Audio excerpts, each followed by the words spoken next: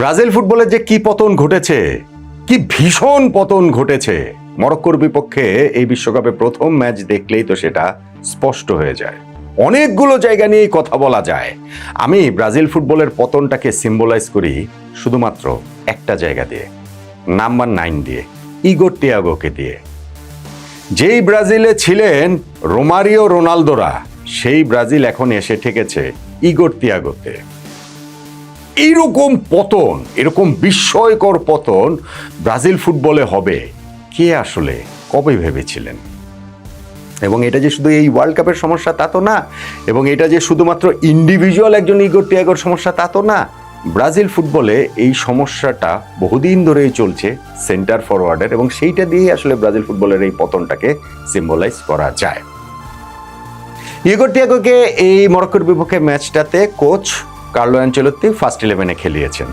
আমিও ম্যাচের আগে যে আলোচনা করেছিলাম সেখানে বলেছিলাম যে ব্রাজিলের একটা টার্গেট ম্যান লাগবে, নাম্বার 9 প্রোফাইল লাগবে, ওই প্রোফাইলের একজনকে ব্রাজিলের খেলানোটা উচিত। এবং সেই হিসাবে এই পুরো স্কোয়াডটাতে আছেন কে? ইগোর তিয়াগো আর এনরিক। তো ইগোর তিয়াগোকে যখন স্টার্ট করতে দেখেছি আমার কাছে ভালোই লেগেছে, না ঠিক আছে। এবং আমি ওই আলোচনা বলেছিলাম যে নিশ্চয়ই এটা কার্লো আনচেলত্তি করবেন না, কোথাও কিন্তু এই আলোচনা ছিল না, ব্রাজিলিয়ান মিডিয়া বলেন এই সে। কিন্তু যখন এটা আনচেলত্তি স্টার্ট করলেন আমার কাছে মনে হলো যে বাহ, ভালোই তো, যেভাবে ভেবেছিলাম সেভাবেই তিনি এই সেন্টার ফরওয়ার্ড নিয়ে প্রপার নাম্বার 9 ডাকলেন। কিন্তু ভাই, ওইটা শুধুমাত্র একজন প্লেয়ার প্রোফাইল হিসাবে নাম্বার 9 নিয়ে খেলাটা, তো সেই নাম্বার 9-এর তো খেলতে পারতে হবে, খেলাটা তো জানতে হবে, গোল তো করতে হবে। ইগোর তিয়াগো এগুলার কোনটা পারেন? এই ম্যাচটাতেও আপনি দেখেন যে ব্রাজিল যে একটা বলার মতো চান্স ফার্স্ট হাফে যে ক্রিয়েট করেছিল যে গোল খাওয়ার আগে শুরুতে তো ব্রাজিলের অবস্থা যাচ্ছে তাই ছিল। সেইখান থেকেও ভিনিসিয়াস জুনিয়র লেফট সাইড থেকে যে একটা ক্রস করেছিলেন, ইগোর তিয়াগোর সেইটা মাথাকে ফাঁকি দিয়ে চলে গেল, তিনি ওই বলটাকে কানেক্টই করতে পারলেন না। অথচ একটুখানি কানেকশনটা, প্রপার কানেকশনও হওয়া লাগতো না, মোটামুটি 40-45% কানেকশনও ওইভাবে যদি করতে পারতেন তাহলে তো এটা গোল হয়ে যায়। তিনি পারেন নাই। এবং যতক্ষণ তিনি মাঠে ছিলেন কি করেছেন তিনি? এলোমেলো দৌড়েছেন, ওই হোল্ড আপ প্লেটা যে তিনি করতে পারবেন সেইটা পারেন তিনি, সেইটাও পারেন নাই। একেবারে যাচ্ছে তাই জঘন্য অবস্থা।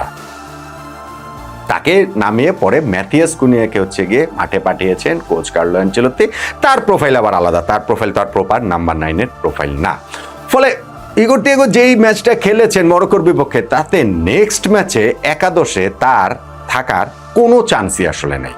যদি আনচেলত্তি এইখানটাতে মনে করেন যে না, আমি ওইখানটাতে এই ম্যাথিয়াস কুনিয়াকে খেলাবো, তিনি অনেক বেশি পেছনে চলে আসবেন, তখন আবার রাফিনিয়া এই যে সেন্টার ফরওয়ার্ডের এই রোলটাতে সামনে চলে যাবেন, তার অবস্থাও যাচ্ছে তাই। যাই হোক, সেটা তিনি করতে পারেন। অথবা ধরেন নাম্বার 9 প্রোফাইল চলে তিনি হয়তো বা এনরিককে খেলাতে পারেন। আমার মনে হয় না সেটা করবেন, কারণ এই মরক্কোর বিপক্ষে ম্যাচটাতে তো এনরিককে সাবস্টিটিউট হিসেবে, বদলি হিসেবেও তিনি আসলে মাঠে নামাননি।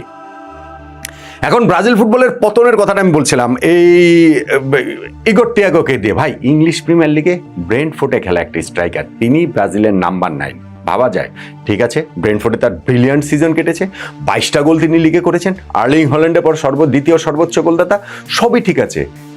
তো ভাই, ব্রেন্টফোর্ডে খেলা একজন স্ট্রাইকার, তিনি ব্রাজিলের নাম্বার 1 চয়েস এই নাম্বার 9 পজিশনের জন্য ওয়ার্ল্ড কাপের মতো স্টেজে, যার 4 মাস আগে ব্রাজিলের জার্সিতে ডেবুই হয় নাই, ভাবাই যায় নেই যাকে।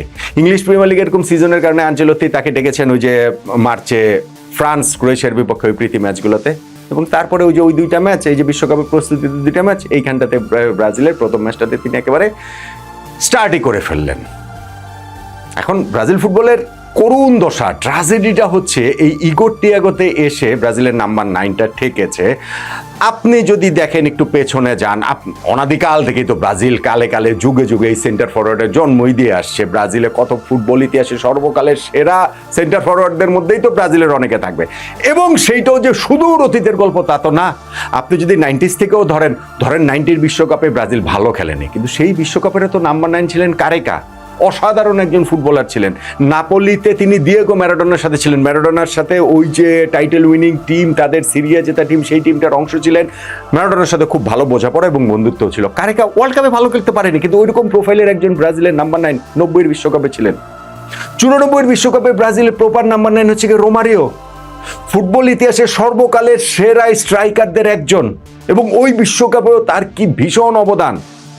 শুধুমাত্র 5টা গোল করার কারণেই নয়, ভাই বক্সের ভিতরে এইরকম সেন্টার ফরওয়ার্ড ফুটবল ইতিহাস খুব বেশি আসলে দেখে নাই। সেই রোমারিও ছিলেন ব্রাজিলের প্রপার নাম্বার 9, বেবেতো ছিলেন হচ্ছে গিয়ে তার ওইখানটাতে সাপোর্টিং রোলটাতে। 98 ওয়ার্ল্ড কাপে আসেন, সেই ওয়ার্ল্ড কাপে ব্রাজিলের নাম্বার 9 হচ্ছে রোনালদো, এল ফেনোমেনো। হ্যাঁ, ফাইনালে যে কি হয়েছে সেটা রোনালদো নিজেও যেমন কোনোদিন জানেন না, বা বিভিন্ন জায়গায় এক এক রকম কথাবার্তা থিওরি আমরা শুনি, আমরা নিজেরাও কোনোদিন দর্শকরা সমর্থকরা কেউ কোনোদিন আসলে জানবেন না যে ওই ফাইনালটাতে কি হয়েছিল। কিন্তু রোনালদো, এল ফেনোমেনো, ওই বিশ্বকাপের ফাইনালের আগ পর্যন্ত কি দুর্দান্ত খেলা, ওই তখনই তিনি অলরেডি ব্যালন ডিওর জিতে ফেলেছেন, সেই তিনি ব্রাজিলের নাম্বার 9, ভেবে তো তখনও ছিলেন সাপোর্টিং রোলটাতে। 2002 বিশ্বকাপ, ওইখানটাতেও রোনালদো ব্রাজিলের লাইনটা লিড করছেন, এবং 98-এ তিনি তার যে অপরাধ কোট আনকোট, তার যে পাপ বিশ্বকাপ ফাইনালের, সেইটার প্রায়শ্চিত্তটা কি অসাধারণভাবেই না করলেন। মোটামুটি এক হাঁটু নিয়েই তখন তিনি খেলছেন, দুইটা অপারেশন হয়ে গিয়েছে, কিন্তু ওই এক হাঁটু নিয়েই ওয়ার্ল্ড কাপে 8টা গোল করলেন, ফাইনালে 2টা গোল করলেন, ব্রাজিলকে ওই পঞ্চমবারের মতো বিশ্বকাপ জেতালেন। রোনালদো সেই বিশ্বকাপে ব্রাজিলের নাম্বার 9, তার সাপোর্টিং অ্যাক্টে ওইখানটাতে ধরেন রিভালদো, রোনালদিনিও তারা ছিলেন। ধরেন 2006 সেই রোনালদো লাইন লিড করছেন, হ্যাঁ বয়স হয়ে গিয়েছে, হ্যাঁ তিনি হচ্ছে গিয়ে মানে ফিটনেস সমস্যাতে জর্জরিত, এই মোটাটোটা হয়ে গেছেন, স্টিল রোনালদো তো রোনালদো, ব্রাজিলের বিশ্বকাপে নাম্বার 9। ততদিনে চলে এসেছেন আদ্রিয়ানো। এখন আমি বলছি 90, 94, 98, 2002, 2006, এরপরের বিশ্বকাপে ব্রাজিলের নাম্বার 9টা একটু দেখেন তো। আমি যে ইগোর টিয়াগোর কথা বলছি, এটা ইগোর টিয়াগোর যে বললাম যে এটা তার ব্যক্তিগত ব্যাপার না, আপনি দেখেন 2010 বিশ্বকাপে ব্রাজিলের নাম্বার 9 হচ্ছে কি লুইস ফ্যাবিয়ানো। আমাকে বলেন, রোমারিও, রোনালদো, কারেকা, ইভেন তাদের কি 50% প্লেয়ার এই লুইস ফ্যাবিয়ানো? আমাকে বলেন 2014 বিশ্বকাপে ব্রাজিলের নাম্বার 9 হচ্ছে কি ফ্রেড, একটা ফ্রড, নাম্বার 9 হিসেবে একটা ফ্রড। ওই বিশ্বকাপে পুরো ওয়ার্ল্ড কাপে তিনি একটা মাত্র গোল দিয়েছেন, ব্রাজিলের নাম্বার 9।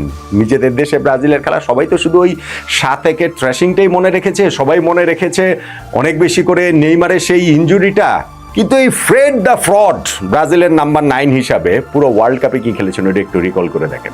2018 বিশ্বকাপ ব্রাজিলের নাম্বার 9 হচ্ছে কি গ্যাব্রিয়েল জেসুস, পুরো ওয়ার্ল্ড কাপে একটা গোলও করতে পারেন নাই। ব্রাজিল বিশ্বকাপে 5 ম্যাচ খেলেছে, 5টাতেই তিনি স্টার্ট করেছেন, একটা গোলও করতে পারেন। এটা হচ্ছে কি ব্রাজিলের নাম্বার 9। 2022 বিশ্বকাপে ব্রাজিলের নাম্বার 9 হচ্ছে রিশার্লিসন। ওরে বাবারে, সিজার কিকে একটা গোল দিয়ে সে কি হইচই, কিন্তু ওইটুকুই, ওই সামর্থ্যই এখনো রিশার্লিসন খেলেন, কই কোনো তো পাত্তা পান না, কোথাও পাত্তা পান না। ব্রাজিলের এবার ওয়ার্ল্ড কাপ টিমেও ডাকা হয়নি, ফলে এইবার যে ইগোরটি এখন নাম্বার 9 হয়ে গেছেন সেইটা বিচ্ছিন্ন কোনো ঘটনা নয়। ব্রাজিলিয়ান ফুটবলে সেই কারেকা, রোমারিও, বেবেতো, রোনালদো, আদ্রিয়ানোদের যুগ পেরিয়ে এখন প্রবেশ করেছে Luis Fabiano, Fred, Gabriel Jesus, Richarlison, ইগোর টিয়াগোদের যুগে। এতে তো বোঝা যায় ব্রাজিল ফুটবলের কি অবস্থা, বোঝা যায় না? আমাকে বলেন তো দেখি। এবং আপনি চাইলে এটা যে কোনো জায়গায় নিয়ে করতে পারেন, আপনি চাইলে এটা ধরেন হচ্ছে গিয়ে ফুলব্যাক পজিশন নিয়ে করতে পারেন, মিডফিল্ড নিয়ে করতে পারেন, সব কিছু নাম্বার 10 নিয়ে, সব কিছু নিয়ে করার সুযোগ। ফুটবলের অবস্থা ওই একই রকম। ধরেন কাফু আর রবার্তো কার্লোসকে দেখে অভ্যস্ত যে ব্রাজিলিয়ান সমর্থকদের চোখ, তারা তো আসলে দানি আলভেজ মার্সেলোকেই মেনে নিতে পারতো না, যে না ঠিক ওই মানেন না।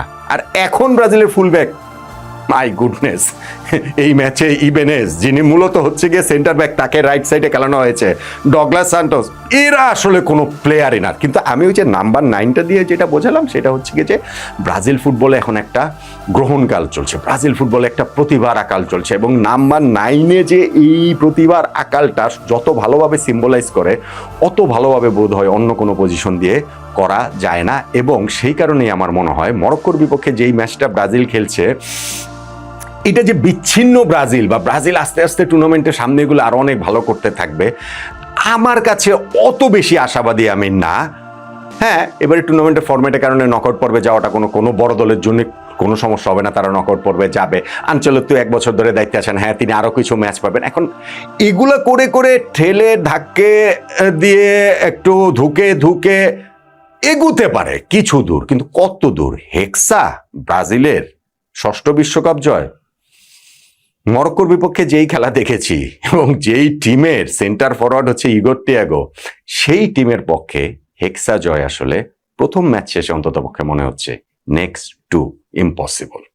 আপনি আমার সঙ্গে একমত হতে পারেন, নাও হতে পারেন, তবে এই বিষয়ে নিশ্চয়ই একমত হবেন যে ব্রাজিল ফুটবলে Careca, Romario, Bebeto, Ronaldo, Adriano থেকে Luis Fabiano, Fred, Gabriel Jesus, Richarlison, Igor তিয়াগোতে এসে নাম্বার 9 থেকে সেই ব্রাজিল নিয়ে খুব একটা কিছু আশা করার